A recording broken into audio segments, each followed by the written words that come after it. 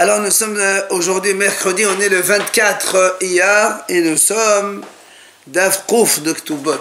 Daf Kouf, ligne 8 ou Maïchena. Alors nous avons hier posé la question, quel est le statut d'un shaliach quand il se trompe dans la mission? Est-ce qu'il a le statut de Dayanin ou Almana? C'est-à-dire, hier on a dit que si les Dayanim se trompent, dans la Mishnah est marqué s'ils ont diminué ou augmenté plus qu'un sixième, eh bien c'est batel. Sous-entend que si c'est moins qu'un sixième, c'est Qayyam, ça marche. Si le shaliach il s'est trompé dans ce domaine, est-ce qu'il a le même statut que les Dayanim et donc on accepte l'erreur, ou bien il a le statut comme une almana, et on a dit que si l'almana se trompe, eh bien c'est batel, c'est annulé. On a répondu Hilcheta, shaliach qui almana comme la veuve, donc s'il se trompe, alors c'est pas valable.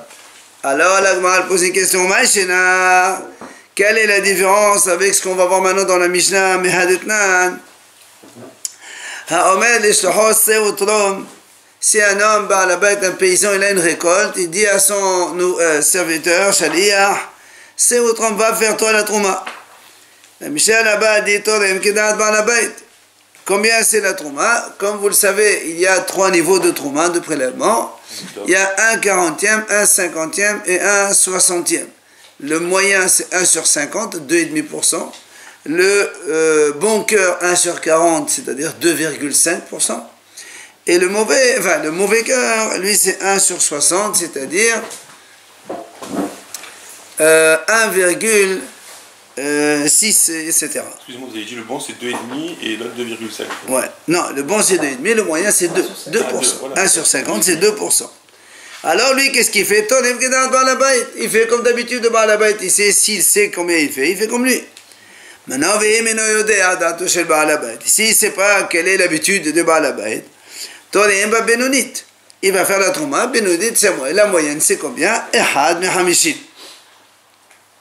Si maintenant, Pihat Asara ou Seva Asara, si maintenant le shaliach il s'est trompé, et au lieu de prélever 1 sur 52%, il a prélevé 1 sur 60 ou 1 sur 40, donc l'erreur elle est énorme. Alors la Mishnah dit là-bas, Trouma. Alors comment ça se fait que là-bas le shaliach, quand il s'est trompé, on a dit que ça marche, et là tu me dis ici, le shaliach est comme une almanach, que s'il se trompe ça marche pas, hein? Alors la bonne réponse, c'est pas du tout la même chose. Pourquoi? Hatam kivan dekat detorem ba'ain ra vekat detorem ba'ain efa amal elachi amadaticha abana achat tahu amal elay belach lemit'id. La Gemara dit c'est pas du tout la même chose.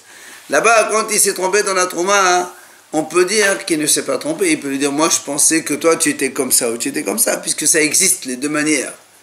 En dehors de la moyenne, il y a la manière 1,40, il y a la manière 1 sur 60. Et donc il peut lui dire, voilà, moi je t'ai évalué pour ça. Mais donc dans le cas de la... C'est pour ça que là-bas ça marche. D'accord? Le shaliach, il ne s'est pas trompé. Et il peut dire, moi je pensais que tu étais comme ça. Il n'a pas pu donner. Donc c'est pas une erreur. Il peut dire, moi je pensais que tu étais comme ça. Ou bien je pensais que tu étais comme ça. C'est pas une erreur.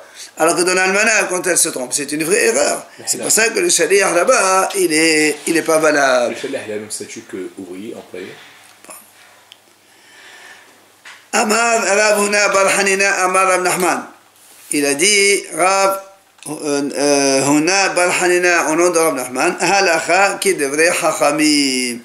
C'est-à-dire, comme dans la Mishnah, on a vu, rappelez-vous, quand on dit que les Dayanim qui ont fait une évaluation, ils se sont trompés plus qu'un sixième ou moins, la vente elle est nulle, il faut revenir. Alors que Rabban Shimon ben Gamliel il a dit comment? Il a dit Mechna Qayyam, sinon Imken Makwa Beddin a fait. Alors c'est quoi la force du tribunal alors? Donc ici Ravuna il nous dit non, la halakha est comme les Hachamim, c'est-à-dire, si les Beddin se trompent, eh bien il faut recommencer. Alors la Gemara pose une question. La Gemara dit comment? Rav Nachman il n'a pas cette idée aussi que on dit alors quelle est la force du Beddin alors? Pourtant nous avons vu par ailleurs que Rav Nachman il a dit au nom de Shmuel si Yitomim שבאו לחלוק בנשא אביהן. on a donc des orphelins qui vont partager l'héritage de leur père. Ils sont petits, le père il est niftar, il faut faire le partage. Qu'est-ce qu'ils font? Bedin, Mahamedin, Lahen Apotropos. Alors le tribunal, il leur nomme un tuteur pour chaque enfant. Et au bout de et chaque tuteur, évidemment, il va essayer de prendre le meilleur pour s'en protéger. Le petit orphelin pour lequel on a nommé. Hirdilo, si maintenant ils ont grandi, les orphelins ils grandissent, là-bas ils grandissent, ils peuvent dire non, on n'est pas content, on veut refaire le partage. D'accord? Le Bédine, elle a nommé des tuteurs pour chacun, ils ont fait le partage. Quand ils ont grandi, ils ont dit non, on n'est pas content, on veut changer. Alors ils ont le droit. ורב נחמן דידי אמר, הרדילו, אין יכולים למחות, אם כן, מה קורה בדין יפה? Et on voit Rav Nachman, qu'est-ce qu'il dit là-bas? Il dit pas du tout. Même s'ils ont grandi, ils ne peuvent pas changer. Sinon, quelle est la force du tribunal alors? Donc tu vois bien que Rav Nachman, il a cette idée de le tribunal, il a une force. Alors pourquoi ici Rav Nachman, il dit la halakha comme les hachamim? Il n'a pas dit comme Rashbag, comme quoi le tribunal qui se trompe, c'est pas grave, sinon quelle est sa force? La Gemara répond à la Akashia, c'est pas une question. Pourquoi? Hade ta'o, hade la ta'o. Quand est-ce que Rav Nachman il a dit que c'est un Bédine, il a dit, enfin, comme chez nous ici, Rav Nachman il dit non, et Yicholin Nimchot. Parce que, non, pardon, quand est-ce qu'il a dit que si le Bédine il se trompe, on revient, hein? Hade ta'o, ils se sont trompés. Comme ils se sont trompés, alors on reprend. Mais. Pourquoi tu veux reprendre? Ils ne sont pas trompés, pourquoi tu veux reprendre? Attends, justement, attends. Alors, mais là, dans le cas où on a dit on ne change pas, c'est parce qu'ils ne sont pas trompés. Alors, on m'a dit alors, on m'a dit justement, s'ils ne sont pas trompés, alors quel est ton problème? D'accord? Qu'est-ce que tu veux que. Pourquoi tu veux qu'ils changent? S'ils ne sont pas trompés, tout est bien, le partage il a été impeccable, donc ils sont contants. Il dit non, Bedouhot. C'est quoi Bedouhot? Ça veut dire, imaginons que le Bédine, ils ont fait, donc les tuteurs, ils ont partagé les terrains. Attends, il y avait 4 terrains, un comme ça, comme ça, comme ça, comme ça. Et puis, un, quand il a grandi, il a acheté, entre-temps, un autre terrain à côté ici. Il leur dit, monsieur, moi j'ai un terrain déjà ici, je ne veux pas celui-là qui est là, je veux celui qui est mitoyen, comme ça j'ai à ce terrain. Alors là, c'est ça, le tribunal ne s'est pas trompé, et on dit, dans ces cas-là, Rav Nachman dit on ne peut pas changer. Pas changer. Et non. C'est 13 ans, c'est ça? Quand ils ont 13 non, ans. on a dit que les enfants, quand ils grandissent, il faut qu'ils soient plus, pas que 13 ans, il faut qu'ils soient aptes à commercer, à discuter, à faire affaire, quoi. Hein? Mais le ça veut dire que le tribunal ne s'est pas trompé, il a fait un partage égal. Seulement, quand ils grandissent, il dit, moi, ce terrain qui est côté sud ne m'arrange pas, je veux celui qui est côté nord. C'est juste un arrangement. D'accord, c'est plus... Qui ata Rav Dimi Amar, il est venu Rav Dimi d'Israël, il a dit, Ma'aseh, une fois il y avait une histoire comme ça, que le tribunal s'est trompé, et Rabbi, il a fait comme les Hachamim, c'est-à-dire, il a annulé la vente, il a recommencé, parce que les Hachamim ont dit ça ne marche pas. Il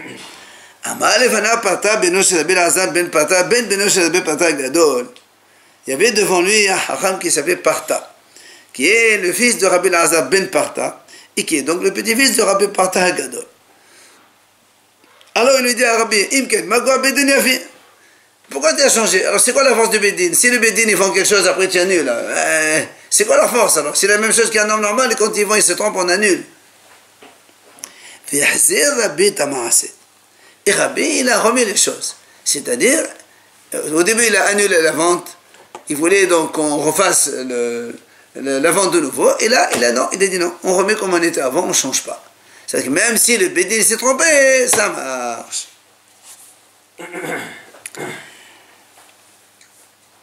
Rav Dimi, la Gemara dit que Rav Dimi, il a amené l'enseignement tel qu'on vient de le voir maintenant. Rav Safra, il a apporté un enseignement, une version différente. C'était quoi l'histoire? C'est pas que Rabbi, il a déjà fait comme les Hachamim. Il voulait faire. Il y avait une histoire comme ça, que le Bédine se trompait, Il voulait faire comme les haramim, c'est-à-dire il voulait annuler la vente. Comme les haramim ont dit que si le bedin se trompe, on annule. Il voulait le faire. אמר לפניו פתח בינו של בן עזר בן פתח בן בינו של בן הגדול אם כן מה כוח בית דין יפה לא עשה לבית המעשה. Et donc il est venu lui faire donc cette objection de pourquoi tu dis ça alors que normalement le beit din il a une force et finalement Rabbi il n'a pas fait. D'accord. Donc le Rav Dimi il a dit que Rabbi il a déjà annulé la vente, après il a remis les choses en place. Rav Safra il dit non, il n'a pas annulé la vente, il voulait annuler la vente. Et quand il a fait cette remarque, il a donc décidé de laisser telle qu'elle. D'accord. Deux histoires, enfin la même histoire donc ramenée différemment. Alors l'Agma a dit, c'est quoi leur problème? Est-ce qu'on va dire que Rav Dimi et Rav Safra ils discutent d'une divergence qu'on a vu? Quoi? Il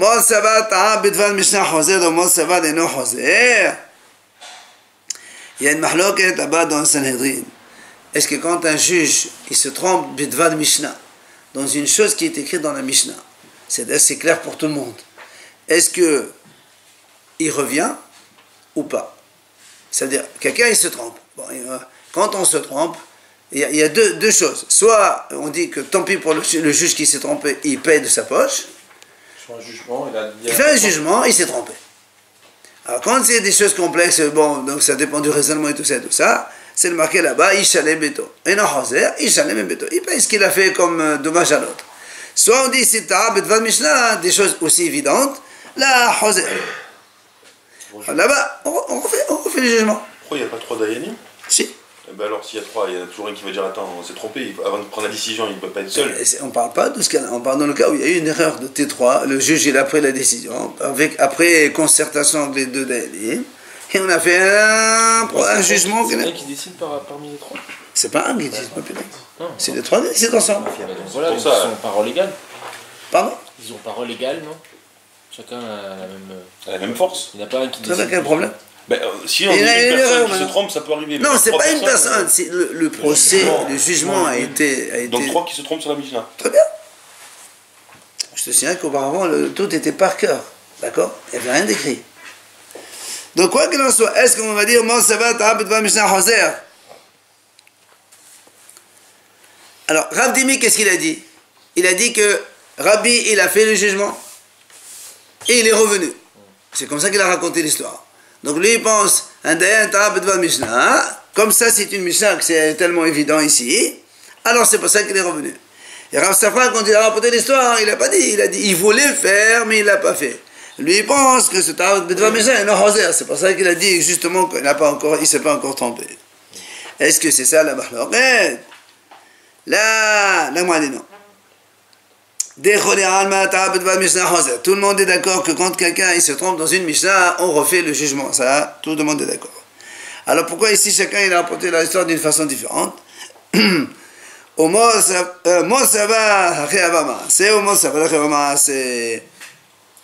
dit tout simplement, il pensait que l'histoire n'était pas cassée, elle est passée comme ça, que Rabbi il a déjà tranché et après il est revenu. Et il pense que l'histoire était comme ça, que Rabbi voulait donc décider, et finalement il n'a pas décidé. C'est juste une... Comment on lui a transmis l'histoire? Comment ça se passe? Ça veut dire qu'ils vont avoir une note Bedin, ils disent attention, je pense qu'ils se sont trompés? Non, en général, quand quelqu'un il sent qu'il est lésé, il raconte à un haramim, il lui dit je pense que, donc dans selon Shanadour, il y a un problème, alors il revient. Ils font une espèce d'appel quoi? Non, c'est pas une question d'appel, c'est un argument de Torah.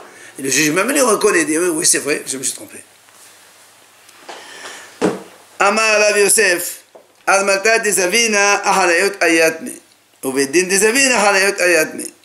Rav Yosef nous a enseigné comme ça. Il dit si une almana elle a vendu des biens pour sa ktouba ou sa maisonnette ou autre, elle a vendu un terrain. Maintenant elle a vendu 10 000 €. Maintenant, il se trouve que ce terrain-là, il était hypothéqué. Donc il vient un Baal Hov du monsieur, il prend le terrain chez l'acheteur. L'acheteur, il va se rendre contre qui? Contre la veuve? Non, pas contre la veuve, contre les orphelins. Parce que la veuve, elle n'agit pas en tant qu'elle-même, elle agit en tant que chaliar des orphelins, on a dit. Mais non, mais on a vu qu'à chaque fois quand elle vendait, après, eux, ils pouvaient revenir dessus. Donc c'est elle qui a pris la décision. Pas du tout. C'est tout bas. Et alors? Elle veut encaisser cette ktouba, elle vend un terrain. Elle a pris la Ketouba, elle est ok. Maintenant, qui c'est qui lui paye sa Ketouba? C'est les Tomim. Oui. Alors maintenant qu'il y a un problème, c'est les Tomim, c'est donc aux Tomim de s'arranger. Le monsieur, l'acheteur à qui on a pris ce terrain, il va s'arranger avec les Tomim, pas avec la veuve. Mais c'est plus leur terrain une fois qu'ils l'ont donné en Ketouba. Ils n'ont pas donné, ils l'ont vendu pour lui payer sa Ketouba. C'est eux qui l'ont vendu pour lui payer sa Ketouba. C'est elle qui a vendu. Ah, c'est elle qui a vendu. C'est elle qui a vendu, mais c'est comme si c'est eux-mêmes qui vendent. C'est comme si moi, je lègue je fais un chalet à quelqu'un, va faire ça, et après c'est moi qui est responsable. Là aussi, c'est elle qui est responsable. C'est les orphelins. Les terrains, ils ne sont pas déjà hypothéqués pour la Ketouba, déjà, à la base? Comment on peut les réhypothéquer 2 fois pour une créance? Pour la Ketouba, il n'y a pas d'hypothèque comme ça. Si tu vends un truc, un bien à quelqu'un, personne ne peut venir te le prendre après la Ketouba. Ben donc voilà, donc la Ketouba elle est plus forte déjà. Elle est plus forte. Que le robe. Très bien, mais le monsieur, il va quand même se retourner, il faut qu'il se fasse rembourser son terrain. Oui, mais il se retourne contre les... Voilà, Mais c'est ce qu'on a dit. pas par rapport à ce terrain, par rapport à d'autres... Oui, non, mais ça veut dire, eux leur disent, monsieur, voilà, moi je vous ai payé 10 000 euros pour un terrain. On me l'a pris, rendez-moi mes 10 000 euros. C'est ça le problème, il n'y a rien du tout. La Ketouba, elle est forte, c'est normal, elle a pris son terrain. Mais maintenant, le terrain, il est hypothéqué, il faut que... Voilà, c'est ça le problème. Le procès maintenant, c'est que l'acheteur, il va se rendre contre les orphelins. Monsieur, je vous ai donné 10 000 euros, on m'a pris le terrain, rendez-moi mon argent. Donc l'Almana pas annuler la vente de la veuve. Ah non, mais... Donc l'Almana, elle récupère son argent, quoi. Elle a son argent. L'Almana, on ne parle plus avec l'Almana. Le procès, exactement. Le procès, il est contre les orphelins. Ok, mais là, maintenant, s'il n'y a pas d'argent, l'Almana, comment elle peut prendre sa Ketouba? Il n'y a pas d'argent. Il n'y a pas. Elle va pleurer. Donc, elle va pleurer. Mais si le terrain il est hypothéqué, donc il y a 0 comme bien. S'il est hypothéqué, il y a 0 si l'Almana, quand le mari meurt, il laisse rien, voilà. Elle n'aura rien. D'accord. Donc là c'est comme si il n'y avait rien puisqu'il est hypothéqué. Non, il n'y avait rien, c'est qu'il y avait un terrain que les orphelins ils ont vendu. Donc les orphelins ils se trouvent avec une grosse dette. C'est normal. Parce que le terrain était là. La même chose, il dit. En priorité pour la femme. La Ketouba, oui. C'est normal. La même chose, il dit Rav Yosef, que même un tribunal, quand il vend un terrain, d'accord, pour une almana, pour ses maisonnotes, ou pour sa Ketouba ou autre, et après il vient un créancier, il lui prend le terrain, la même chose, le monsieur va se retourner contre les orphelins. Ni les bédines, ni la personne. Alors, on m'a dit, c'est évident ça. Là, on m'a dit, vous êtes en train de discuter, mais c'est tellement évident. Vous voulez quoi? C'est normal, les orphelins, ils doivent payer la Ketouba à la fin. Alors le m'a dit, c'est vrai, Almana, là, c'est décalé. En vérité, pour la veuve, on n'a pas besoin de t'enseigner, c'est tellement évident. Les orphelins, ils disent à la veuve, va vendre le terrain, va encaisser. Maintenant, elle a vendu, il se trouve qu'il y a un problème. Ben, c'est à eux d'assumer. Bien. C'est-à-dire les bédina. Le problème, c'est qu'on a hidouche quand on s'en ici, c'est pour le tribunal. Quel hidouche? Mauditema. Quand des avines me bédina, d'entendre me parler, khalahu des avines, kamash malan. Il dit, j'aurais pu penser, celui qui achète, c'est un tribunal. Il se dit, moi, je suis tranquille, il n'y a pas de problème, tout le monde est au courant. Non, monsieur, il y a un problème, tu donnes le terrain à un autre. Alors, il sert à quoi le bédine? Rien, à vendre un terrain pour donner à une almana la pauvre de quoi manger. La Ketouba de l'almana, la Ketouba de l'almana, elle est prioritaire. Il remplace la veuve, c'est tout, on a la vente. Absolument. Là-bas, alors rappelez-vous dans la mission, on a dit que Rabbi Shimon dit que si le bédine se trompe, la vente elle est valable, oui. Sinon, quelle est la vente du bédine? Ça c'est l'argument de Rabbi Shimon Gamliel. Alors là, on a dit jusqu'à combien? S'il se trompe, jusqu'à combien? C'est-à-dire, au lieu de 10 000, ils vont à combien? Combien pour me dire, l'erreur elle est acceptable? Non, lui il a dit même plus ou moins. Combien?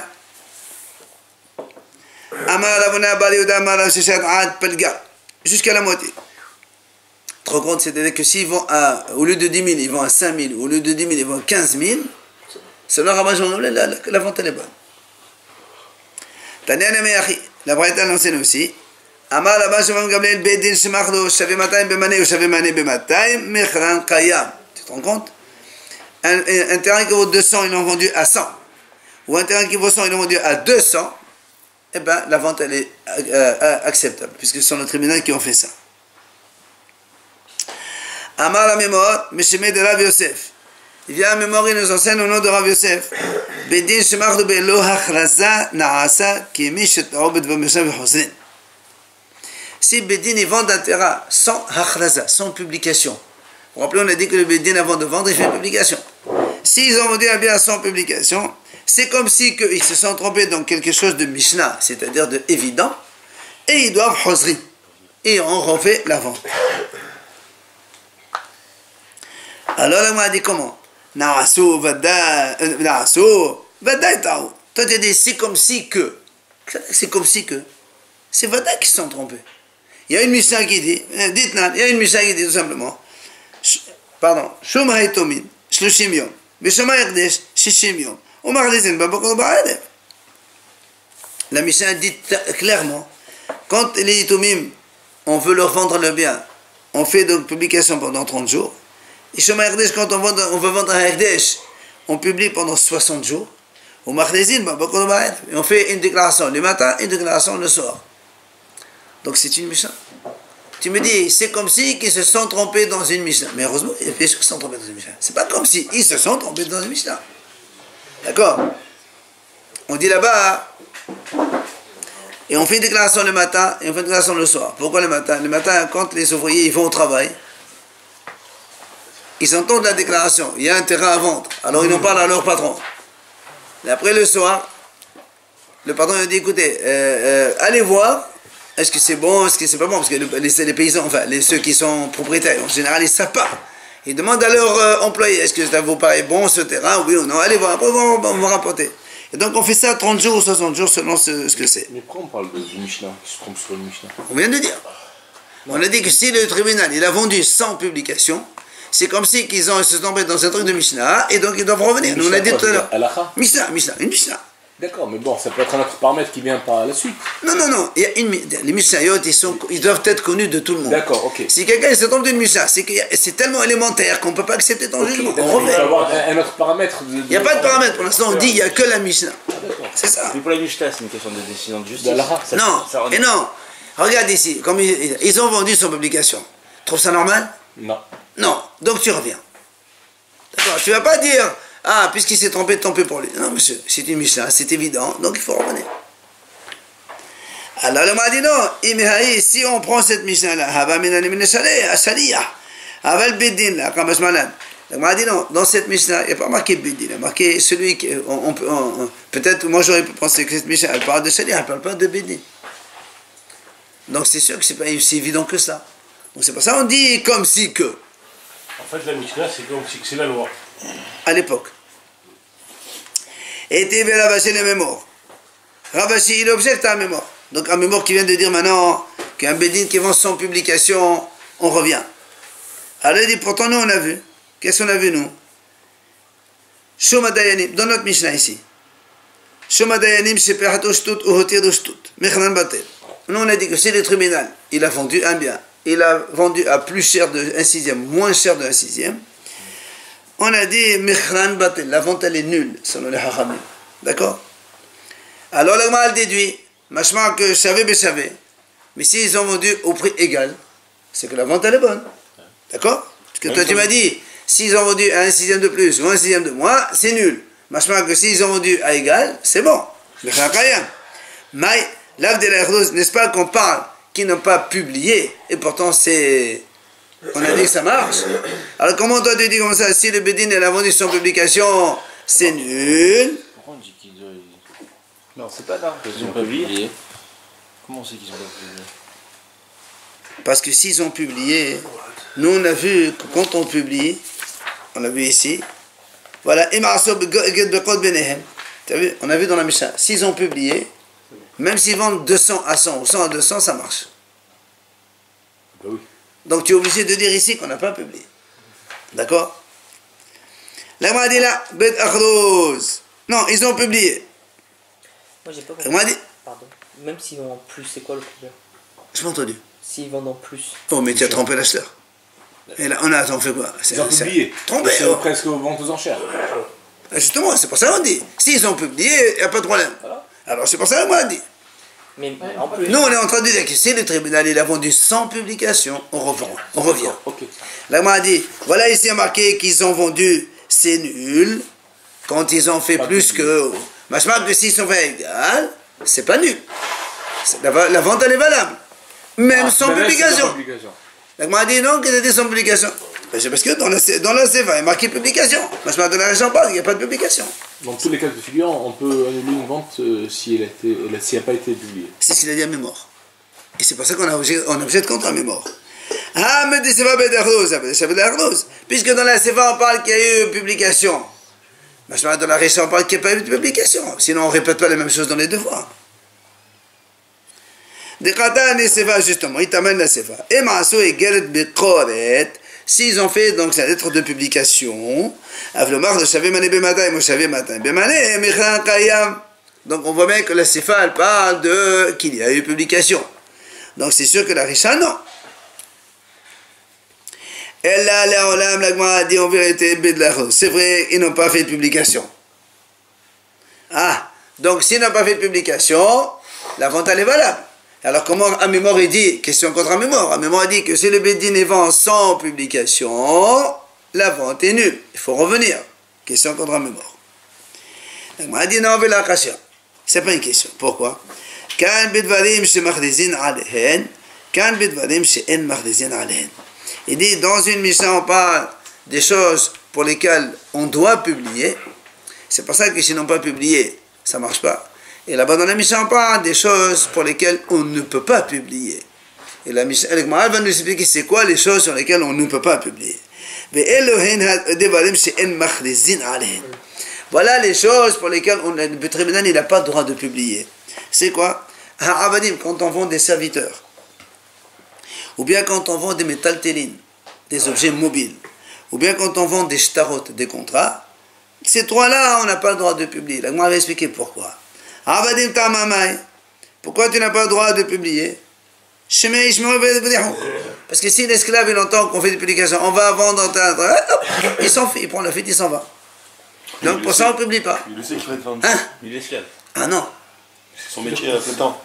C'est pas son métier. Non, mais il a eu au compteur avec celui-là, il sait qu'on va le vendre ailleurs, et des mois super, hop, il s'en fait. L'esclave, où il va? Il est déjà chez quelqu'un. Ah, mais justement, il s'en fait. Il n'a pas envie d'être. Il n'a pas envie d'être vendu à quelqu'un d'autre. Il est bien là où il est. Métal, télé, nous, starot, et les objets mobiles et les starot, pourquoi on ne publie pas? Chez égal vous. Parce que quand on publie, on les expose. Alors on a peur que les gens y viennent et commencent à voler. Alors c'est pour ça on ne publie pas. Non, il reste que les terrains là. Ah ça, attends. Quoi qu'il en soit, on a répondu. Donc il n'y a plus de questions. Amémor il a dit que quand on vend sans publication, ça ne marche pas. Il parle des choses qu'il faut publier. La Michel a dit que même si tu vends sans publication, ça marche. On parle de ces trois choses-là, les serviteurs, les contrats et les métatélés pour lesquels on ne doit pas publier. Il y a une deuxième réponse que le Gemara ramène.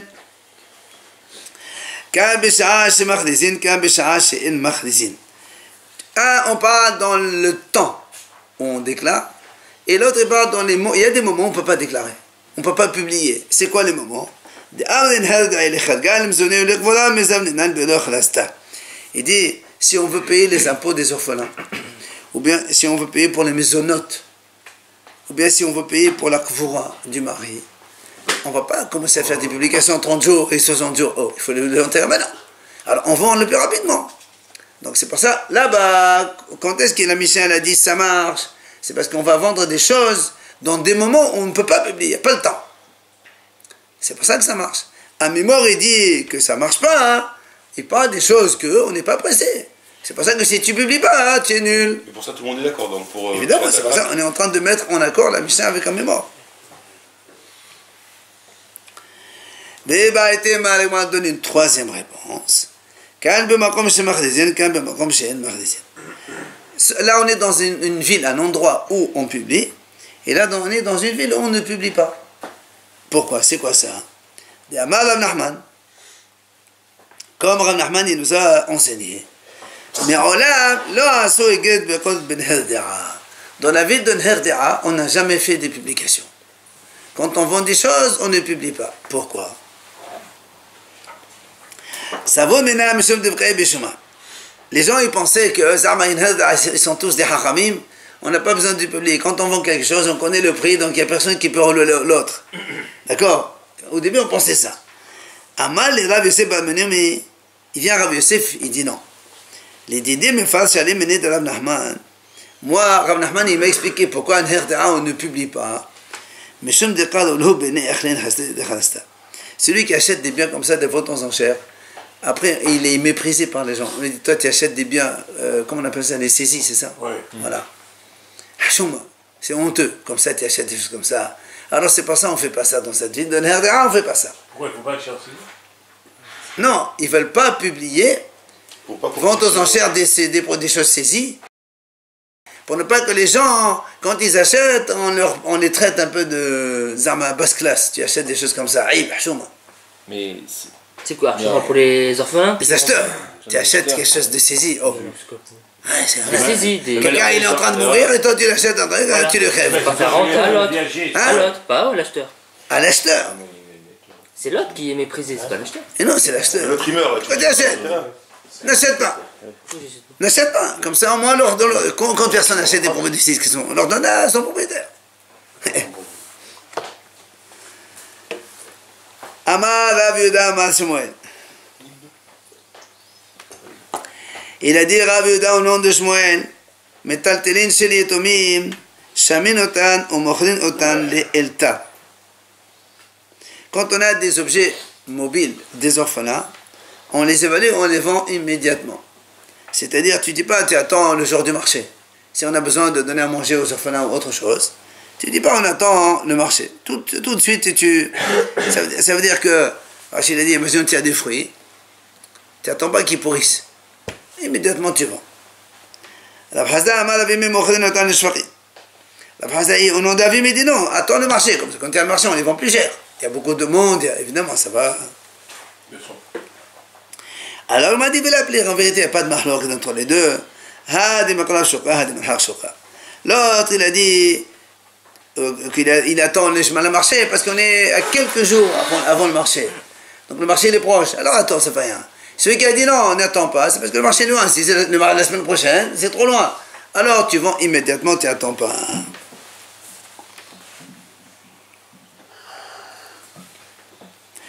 La Gemara raconte. Rav Kahana hava beyadeh shechra de Rav Meshachia bar Halkai Yitma. Rav Kahana, il avait du shechra, donc de la liqueur, qui appartenait à Rav Meshachia bar Halkai, qu'il était yatom. Et donc il devait le vendre, c'est de la liqueur. Chez Yadla, il a attendu jusqu'à Règle, jusqu'à les 3 fêtes, une des 3 fêtes pour le vendre, parce qu'il y a trop de monde là-bas et il peut le vendre plus cher. Amar Avagab de Nafal Bessasata, Meite Souza Hadifa. Il a dit, même s'il y a un petit peu de... La liqueur, elle a un petit peu... tourné un petit peu comme ça, on va dire, un tout petit peu. Il a dit, c'est mieux que j'attende, comme ça j'ai plus de meilleurs prix pendant les fêtes. Mais il a vendu une liqueur qui a tourné. Non, pas tourné, à peine, tu vois, comment ça peine. Mais le prix, il est quand même meilleur, ça vaut la peine, selon lui. elle a pris le risque qui tourne. On va raconter l'histoire. Ravina Hava Bede Hamra. De Ravina Soté Atma Barahate. Ravina, il avait du vin qui appartenait à Ravina, son neveu. Il était petit orphelin. Il avait du vin donc de son neveu petit orphelin, il devait le vendre. Lui aussi, Ravina, il avait du vin. Il voulait avoir comme il voulait amener son vin, l'amener dans un endroit où on le vend, un grand truc, ça rapporte. Foire au vin. Alors, il est parti voir Ravashi, il dit, est-ce que je peux aussi prendre celui de mon neveu et attendre jusqu'à ce délai-là pour l'amener et le vendre avec le mien? Ou est-ce que je dois vendre celui des orphelins tout de suite, comme on a dit, il faut le vendre vite? Il dit non, bien sûr tu peux l'amener. Il n'est pas meilleur que le tien. Si toi tu penses que pour le tien c'est comme ça, c'est bien, alors celui de ton neveu aussi c'est bien comme ça. Alors amène-le avec toi et vends-le avec toi, c'est pas un problème. On fait une nouvelle Mishnah Mertitit. Hammema enet, hasheniya, vea ayalonit, en lahen, ketuba, velo perot, velo mesonot, velo balaot. Alors, Hammema enet, donc une fille qui refuse, ça on le connaît déjà maintenant. Une petite fille qui a été mariée par sa mère ou ses frères. Le mariage, il n'est pas minatora. Et la fille, avant 12 ans, elle peut dire, je ne veux pas de celui-là. Dans ces cas-là, celle-là, elle n'a pas de ktuba, évidemment. Pourquoi elle n'a pas de ktuba? Le mari ne peut pas le donner parce qu'il sait que si un jour elle le quitte, elle peut décider d'elle-même. En général, quand est-ce qu'on donne la ktuba? C'est où le mari meurt, ou il la divorce. Mais elle, c'est elle qui peut partir. Donc après 12 ans, il faut rédiger une ktuba? 6 mois. 12 ans, pourquoi 6 mois? Na'ara, ça suffit. C'est elle qui peut partir, mais quand elle est fiancée, elle peut partir aussi. Oh, si elle peut fiancer, elle fait un guet. Elle est divorcée après, monsieur. Et là, elle me dit, il n'y a pas de guet. Elle part, ciao. C'est pour ça qu'on dit, elle n'a pas ni Ktuba, ni Perot, ni Maisonot. Ça, si le mari meurt, tout ça, il n'y en a rien du tout. Pourquoi? Parce que le mari ne va pas lui faire Ktuba. Il dit, attends, je ne donne pas Ktuba, celle-là. Et elle peut partir quand elle veut. Avant, une femme ne pouvait pas divorcer. C'est le mari qui divorce, monsieur. Une femme.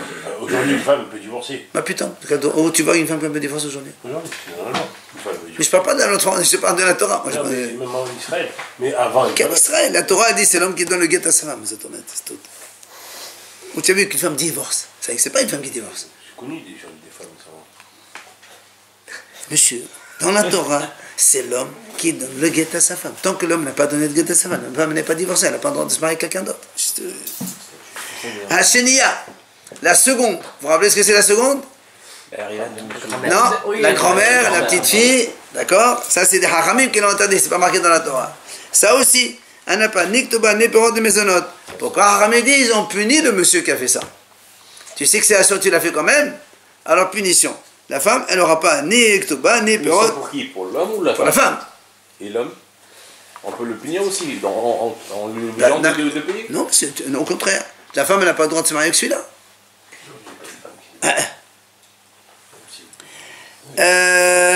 Et le code, non. Divorcé. Qu'est-ce qu'il y a? Et enfin, Ayalonite, vous vous rappelez, c'est donc cette femme-là qui n'a pas de matrice féminine, donc elle n'a pas de quoi faire un bébé. Alors là, on dit, là aussi, elle n'a pas ni Ktuba, ni Perot, ni Maisonot, tout ça parce que c'est une, comment on appelle ça, une mekahtaout, c'est-à-dire donc c'est une mariage nul, quoi, parce qu'elle l'a trompé. D'accord? Elle a trompé, donc elle n'a pas le droit. Alors donc, il n'a pas ni Ktuba, ni Perot, ni des fruits, ni Maisonot quand l'autre il meurt. Vélo Belaot, c'est des choses usées, le vêtement usé qu'elle a amené pendant le mariage. Normalement, quand elle divorce, il lui rend cela. Là, il ne lui rend pas, il ne rend rien du tout. Maintenant, si un homme, quand il s'est marié avec cette femme-là, il savait qu'elle était ayalonite, il s'est quand même marié en connaissance de cause, là, elle a Ktuba évidemment, parce qu'elle ne l'a pas trompé. Parce qu'elle lui a dit, il a quand même voulu se marier. Maintenant, Almana le Kohen Gadol. Godosha v'chalusa le Kohen Idiot. Mamzeret untena l'Israël. Bat Israël l'Nenatenu. Mamzeret, yesh lahem Ketubah. La Gemara dit, la Mishnah, pardon. Une Almana qui se marie avec un Kohen Gadol. On sait que c'est assourd. Une veuve avec un Kohen Gadol. Ou bien une divorcée ou une halutza avec un Kohen normal. Ça aussi, c'est assourd. Ou bien une Mamzeret, ou bien une Netena avec un Israël. Ou la fille d'Israël avec un Netena. Tout ça, c'est des interdictions. Alors, il y a Ktuba quand même. Pourquoi? Parce que, comme la femme, le mariage, il est interdit. Et l'enfant qui naît de cette union, il est pas sourd. C'est pour ça qu'on dit, c'est pas, la femme, c'est pas elle qui veut se marier, c'est l'homme qui l'a séduit pour se marier. Alors, il paye la Ktuba. D'accord? Ça veut dire quoi, pas sous dans ce cas-là? La femme aussi. Un Kohen Gadol avec une veuve, l'enfant il est halal, Girusha Zadio, c'est halal, Mamzer, l'enfant il est Mamzer, il n'y a pas sourd. Et s'il n'y a pas d'enfant? Hein? S'il n'y a pas d'enfant? On s'en fout, il n'y a pas d'enfant, il n'y a pas d'enfant. Mais c'est assourd quand même. Mais le mariage, il n'est pas bon. C'est assourd, mais c'est comme non, le mariage il est bon. Il dit à la Kodeshet, les Kodeshet sont valables. Il faut donner un guet. Il faut donner un guet. Ah oui, non, Ktuba, on vient de dire, oui, Ktuba. Parce que. Ils font quelque chose qui vont le faire rester dans sa faute. Pourquoi au contraire? Mais si, avec la Ktuba, il va pas vouloir la sortir parce qu'il va devoir payer. Donc ça va le forcer à rester dans sa faute. Un Kohen qui est pas divorcé, donc il est avec elle. D'abord, à l'époque d'avant, on le frappait, c'est ce qu'il divorce. Et donc il sera obligé de lui donner quand même sa Ktuba. Non, mais là-bas, tout le hanien, c'est que comme la femme, elle a un enfant pas saoul, donc la femme, elle ne voudrait pas se marier. Alors c'est l'homme qui la pousse. Tu la pousses, alors on va la prendre. Mais la Ktuba, elle est faite pour qu'un mari ne divorce pas facilement sa femme. Oui, maintenant, il faut qu'il divorce, au contraire. Bah alors prends, on lui fait une Ktuba, c'est ça? Parce que c'est une punition qu'on fait à nos monsieur. C'est une amende. C'est une menace. Oui, c'est une menace, c'est ça, Ktuba. Gmara, hein? Il peut dire, bah c'est tombé, alors je la garde. Mais il ne peut pas la garder parce qu'on le frappe. J'ai pas envie de payer la Ktuba, je la garde. Il peut pas, il fait ce qu'il veut. Voilà, quand il y a un tribunal rabbinique d'Israël, attends, c'est pas comme aujourd'hui, les gens ils font ce qu'ils veulent. Hein. Aujourd'hui, ils ont bloqué une famille entière en Israël. Oui, en Israël, ils ont franchement encore cette possibilité de... Oui, on sait que quand il y a des farfelus comme ça... Les jeunes, ils ne voulaient pas donner le guet. Ouais. Ils ont bloqué la famille entière, le père, la soeur... Gmara, Rav...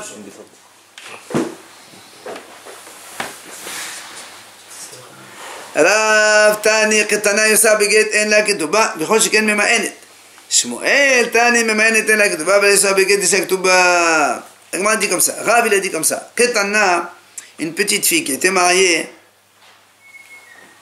יוצאה בגט donc quand elle sort avec un guet une fille normale אין לה כתובה elle n'a pas de כתובה parce qu'il pense Rav il pense qu'une petite fille qui se marie c'est pas un mariage בכל שכן ממאנת A fortiori, une fille qui refuse, comme on l'a dit tout à l'heure, elle n'a pas de Ktuba parce que c'est elle qui peut le quitter. Shmuel, Tani, le contraire. Mema'enet, il y a la Ktuba. La Mema'enet, comme notre Mishnah on a dit, elle n'a pas de Ktuba. Mais Yotza Beget, il y a la Ktuba. Mais une fille qui sort avec un guet, c'est-à-dire elle est mariée avec son père, dans ces cas-là, elle a une Ktuba. Mais Asda, Shmuel, Tami, Shmuel, il pense comme il a, donc sa raison, lui. Amas Shmuel, Mema'enet, il y a la Ktuba. Yotza Beget, il y a la Ktuba. Je me dis comme ça. Une méma'en est une fille qui refuse, elle n'a pas de ktuba comme on vient de l'expliquer. Yotza beget, mais si elle sort avec un guet, c'est sûr qu'elle a une ktuba. Mais c'est du quoi ça? Hein? C'est du quoi ça avec un guet? Ça veut dire une fille qui est mariée avec son père. Contrairement à une ma'en, oui, une petite. Ah, une petite fille, pas la même d'accord. Ah non, la ma'en, c'est la mère et le frère qui la marient. Il n'y a pas de guet, celle-là, elle sort. Mais là, c'est une petite mariée avec le père. Et si elle veut rester, alors après 12 ans, il fait la Elle ktuba? reste. Ouais. Il fait la ktuba après 12 ans. C'est évident qu'on y reste avec elle. Mema'enet, lo besalam nahid, ou lo besalam nakehuna. Une fille qui refuse, regardez. Une fille qui refuse, elle refuse. 3-4 ans plus tard, elle veut se marier avec le frère de ce monsieur, elle a le droit. Lo besalam nahid. Alors qu'une fille normale mariée, si un homme est divorce, elle ne peut pas épouser le frère de ce monsieur. D'accord? Ou lo besalam nakehuna, la même chose. Une fille divorcée, elle n'a pas le droit de se marier avec un Kohen. Gros chat, c'est assaut. Mais Mema'enet, elle peut se marier avec un Kohen. Ça ne s'appelle pas divorcer, parce qu'elle est partie elle-même. Par contre, Yosaf Beget, si une fille qui sort avec un guet, donc une fille normale qui a été mariée par son père, évidemment, dans ce cas-là, comme il y a un guet, alors du coup, elle ne peut plus se marier avec le frère de ce mari, ou et elle ne peut plus se marier avec un Kohen. Enfin, Mema'enet, c'est le Sharodashim. Yos'a beget, c'est la même chose. M'a dit, toujours Shmuel, une fille qui refuse, elle n'a pas besoin d'attendre 3 mois avant de se remarier. D'accord? Alors que Yos'a beget, c'est la même chose. Alors, une fille qui refuse, Haramim me disent comme ça. Quand une fille elle fait me'un, c'est-à-dire c'est comme si elle n'a jamais été mariée avec celui-là.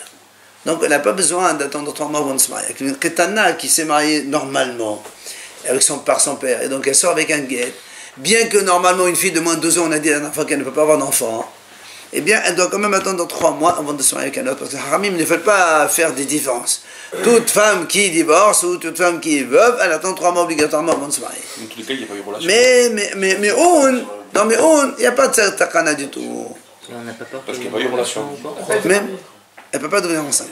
Parce qu'il a dit, elle ne peut pas avoir d'enfant. Un mois. D'accord? Demain, on continuera si tu veux.